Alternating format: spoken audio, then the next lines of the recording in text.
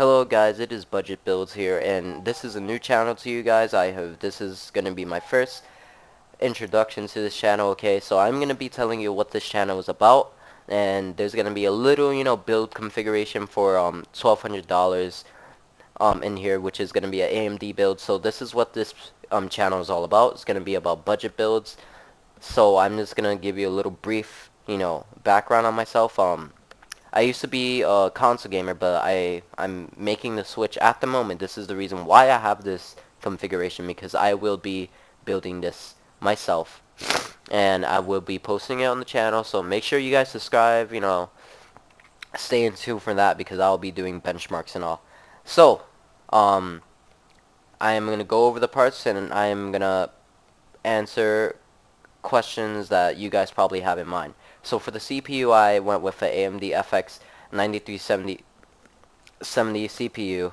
It is clocked at 4.4 gigahertz, 8-core processor. I am not sure if that is factory overclocked out the box, but that's the reason why. For the cooler, I have went with a Corsair H100, not a H100i, because I have no idea why. But all enclosed water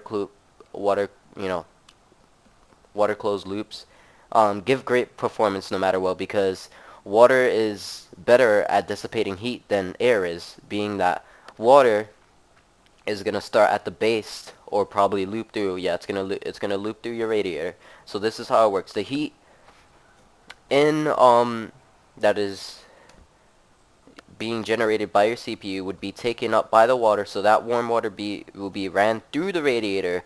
That fan that it comes with will cool off that heat from the water. It will dissipate the heat out your case, and the cool water will run back to the CPU block and will basically run in a loop.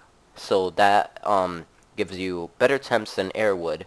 And there's no way to get that peak level of performance without doing without water cooling. So I might as well have it. And there's nothing wrong with air cooling if you guys want to go with like a Cooler Master Hyper Evolt 212. That's what I was gonna go with at first, but I didn't feel safe having that with such a high clocked CPU, because I was afraid of the heat that was gonna be that was gonna be generated from it. So that's why I went with that. Now for a motherboard, I went with Gigabyte GA 990FXA UD3 ATX FM AM3 Plus motherboard. Now this motherboard is great for overclocking. It's a full ATX motherboard, so you could either run like a crossfire SLI. I'm not sure if this motherboard is SLI ready, but you should always check. You don't have to go with these exact parts. You could go with another parts, but if you guys are looking to build the same, have the same configuration as me, just stay tuned, because I will be doing benchmarks. For memory or RAM, I went with ADATA XPG V2 8 gig sticks that are clocked at 866 megahertz. You could actually overclock this, so you get a little bit faster performance. And now for storage, this is probably a question that you guys have generated yourself. Why did I go with hybrid drive instead of a SSD? Now, SSDs,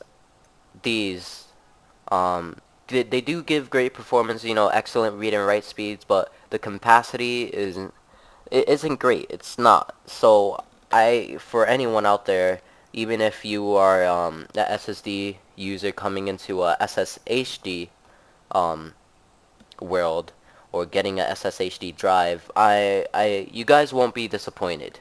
And you guys are probably saying, okay, how do I know this when I never built a PC before? This is gonna be my first PC build. Okay, guys, I've researched these things a lot, and a good place to go to is TechQuickie's channel, or NCIX channel, or Linus Tech Shit, Linus Tech Shits channel, Linus Tech Tips channel. Do a lot of great reviews there, and go in depth with their reviews, so you guys won't miss a single detail. Now for video cards, this guys, you don't have to go with the two. You could just get one. You'll be just fine with it. But I'm going with two because two R9270X twin frozer editions of the card, because um they scale really well when it comes to benchmarking. I saw the benchmarks on it, and they could actually get over 100 frames in Battlefield running Ultra at 1080p resolution with like anti-aliasing turned like a bit up and all. So these are great cards. You know, just one card will perform just fine. You know, it will get you like over 60 or over 40. But as long as you guys could pair up any card or go with any single card, as long as it gives you good performance, and price to performance ratio is good. So for 200 bucks, just for one of these cards is great, and it's a great deal, being that like what a GTX 770 is like 300, or a GTX 760 is like 250. So these cards paired up scale really well together in benchmarks, and they perform absolutely great. Now for the case, sorry guys, excuse me, I'm a little bit sick, but for the case, I went with the Cooler Master Cosmos S SE ATX mid tower case. Well, you guys, I'm pretty sure you guys are familiar with this case. And it has all the features that you would need, like um, USB 3.0 and all that. So you guys could check the case out yourself, or just subscribe to my channel, and I'll do individual reviews of every part in here before I post the build up on this channel. And for the power supply, you're gonna need a pretty beefy power supply. I am gonna be overclocking the video cards, and if I can, probably overclock the CPU.